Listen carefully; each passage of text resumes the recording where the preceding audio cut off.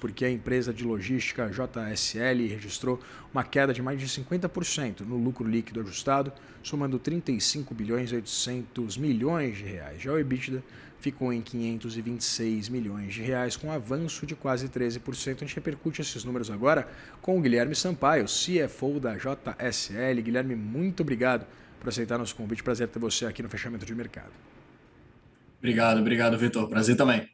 Guilherme, queria começar pelo básico, tentando entender exatamente esses dois números que a gente destaca. Tanto esse lucro líquido ajustado caindo, uma queda bastante significativa de 50%, mas um EBITDA ainda num nível bastante confortável. O que explica exatamente essa dicotomia entre os números?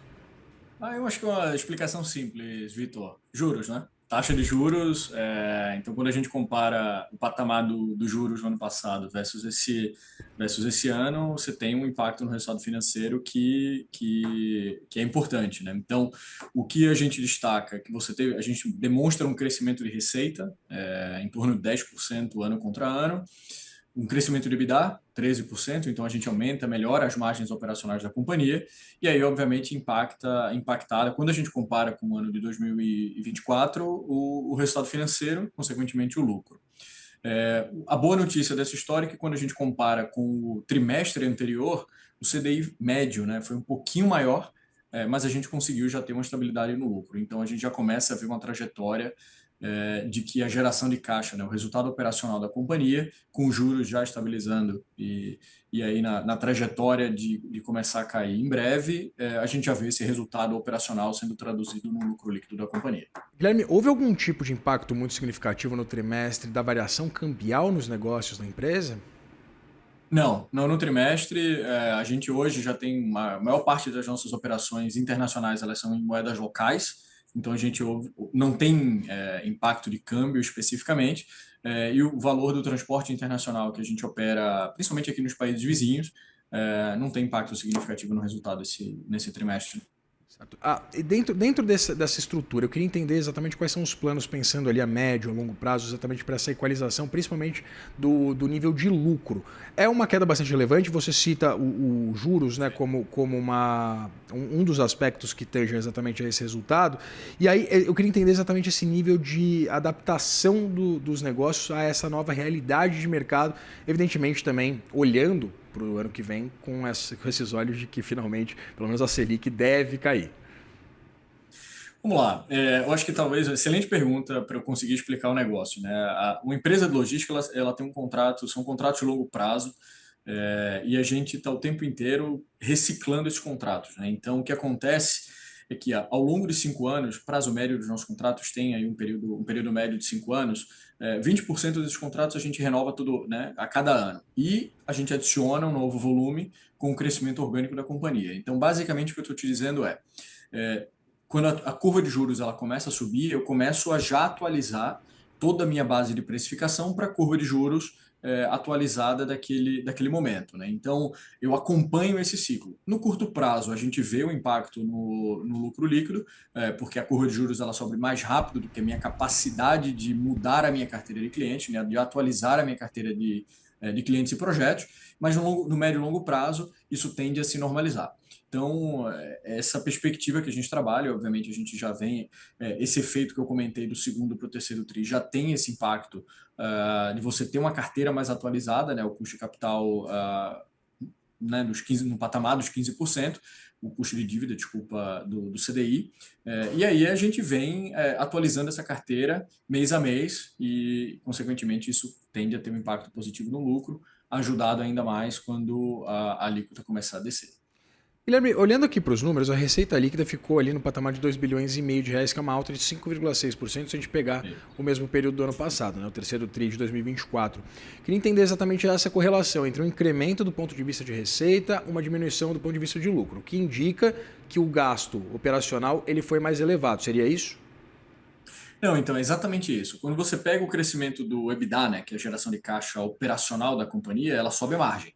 Então você vê que a gente tem uma expansão de margem contra o ano passado e contra o segundo TRI. Então significa dizer o seguinte: operacionalmente eu melhorei. Eu cresci a companhia e melhorei o meu resultado operacional. O ponto é que o patamar de crescimento da curva de juros ele fez com que o meu resultado financeiro tivesse um salto muito maior do que a minha capacidade de evoluir no resultado operacional. Consequentemente, o impacto no lucro é direto. Então, eu diria assim, lendo de uma forma muito fria o nosso balanço, você tem um crescimento de receita, um crescimento de margens operacionais, então a operação ela está entregando um resultado melhor, e aí fica por conta dos juros, entre aspas, comerem o nosso lucro nesse curto prazo.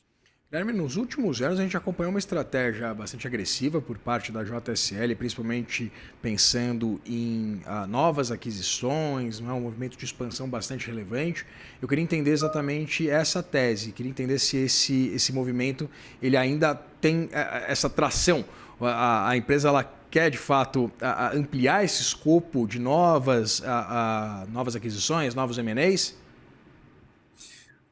Excelente pergunta. Vou te explicar o porquê dessa estratégia e ela não é uma estratégia por si, né? A gente entende que o mercado brasileiro de logística ele é extremamente fragmentado, né? Então a companhia ela é a maior companhia do Brasil em faturamento desde 2001, sendo que a gente tem 2% do mercado, né, no mercado nacional. Então, a estratégia de aquisições ela se complementa à estratégia de crescimento orgânico. Então, a gente tem uma estratégia de crescimento orgânico forte, né, ganhar novos contratos dentro da nossa base de clientes e na base e novos clientes. E a estratégia de aquisição ela vem a somar com isso. Então, eu sempre busco trazer expertise ou uma indústria, um perfil de cliente diferente do que eu já tenho dentro de casa.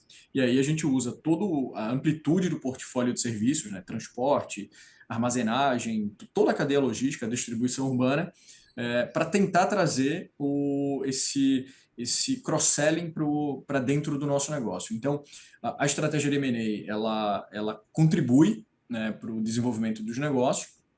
E a gente comprou, só para, né, dar um número para vocês, a gente fez 8 aquisições, né, nesses últimos 5 anos. Obviamente que com o cenário de juros elevado, a economia da forma que está, a gente tem tido colocado muito mais atenção e intenção no crescimento orgânico, até porque os valuations, quando a gente está falando em negociações, eles estão bem mais apertados, né? Bem mais duros de a gente chegar numa conclusão com os vendedores. Então, o M&A ele pode fazer parte da nossa estratégia, mas ele não é a nossa estratégia. A nossa estratégia é consolidar o mercado de logística no Brasil e isso a gente vai continuar fazendo organicamente ou inorganicamente, caso apareça uma oportunidade no preço correto, na estrutura correta de transação. Aí, pelo contrário, também não estaria no escopo de planos da companhia também abrir mão de alguns ativos, de algumas frentes de negócios. Também não está no radar no momento. A gente, na verdade, sim, a gente foca bastante em lucratividade, né? A gente tem que manter a companhia saudável no longo prazo. Então, por exemplo, você comentou dos 5, 6% do crescimento da receita líquida. Isso é um reflexo da nossa decisão de desmobilizar a nossa operação de transporte de grãos. Então, quando a gente fez a última aquisição, que foi a EC Transportes, ela tinha uma operação no transporte de grãos, não tinha um perfil de lucratividade adequado para o tamanho do ativo que estava investido naquele negócio, a gente optou por descontinuar. Se você tira essa operação, que foi uma opção nossa, a gente está falando de um crescimento de receita de 10% ano contra ano. Então, todos os contratos que eles não forem necessariamente ou se mantiverem rentáveis ao longo da vida deles, a gente vai tentar reestabilizar, primeira coisa. Se não, a gente pode sim tomar a decisão de reduzir a exposição da companhia àquele determinado tipo de serviço, caso a gente não tenha nenhuma forma de retomar a rentabilidade adequada para o tamanho do capital investido que aquele projeto necessite. Guilherme, algumas casas de análise, bancos, instituições financeiras, caso da XP, por exemplo, considerou positivos os resultados apresentados pela JSL. E aí, exatamente nesse contexto que você trazia para a gente, sobre esses contratos a médio e longo prazo firmados pela JSL, exatamente por essa dinâmica do mercado, eu queria entender se há algum tipo de renegociação desses contratos em pauta ou já acontecendo. Boa pergunta também. Exatamente, a gente teve um feedback super positivo do mercado, né, com o resultado que foi entregue. O lucro está pressionado, a gente sabe disso, mas é uma questão temporal.